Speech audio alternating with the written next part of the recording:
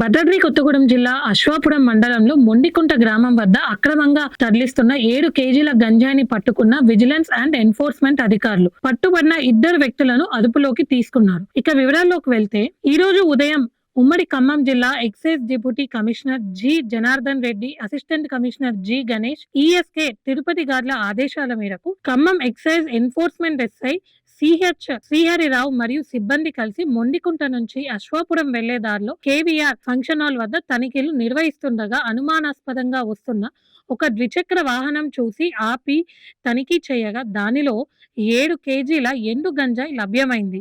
ఇట్టి గంజాయిని A1 వెంకటేష్ సూర్యాపేట జిల్లా వాసి, A2 మూరవైన గోపయ్య వెంగనాయకునిపాలెం కృష్ణా జిల్లా వాసి ఒడిశా రాష్ట్రంలోని మల్కాన్ గిరి నుండి హైదరాబాద్ కు తరలిస్తూ పట్టుబడ్డారు. తదుపరి విచారణ నిమిత్తం ఇట్టి గంజాయిని, ఒక ద్విచక్ర వాహనం, ఒక సెల్ ఫోన్ మరియు 2 ముద్దాయిలని మనుగూరు ఎక్సైజ్ స్టేషన్ లో అప్పగించడం జరిగింది. వీటి విలువ సుమారు 4,60,000 ఉంటుందని తెలిపారు.